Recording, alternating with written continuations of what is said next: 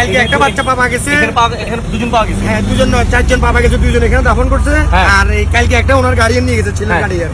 আরো লাশ আছে এখানে ফ্যানের তলে এবং কি কচুরি ফ্যানের তলে আশেপাশে ডুবনে আছে। এগুলো চেক করলে অনেক লাশ পাওয়া যাবে। তা একজন মানুষ যখন হারায় যায়, নিখোঁজ হয়, কত হাজার মানুষ তাকে খোঁজার জন্য, উদ্ধার করার জন্য যায়। কিন্তু এইখানে এত মানুষ নিখোঁজ, কাউরে দেখতেছি না উদ্ধার কর্মী, কাউরে দেখতেছি না মানুষকে খুঁজে বের করার জন্য।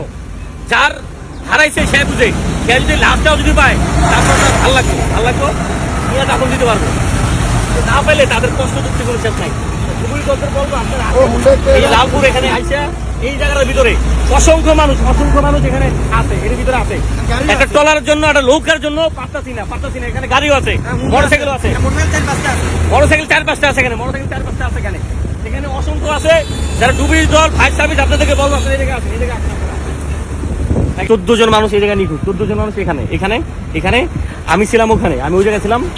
আর এখান থেকে 6 মাসের বাচ্চা সহ 3 জন মানুষ পানিতে চলে যায়।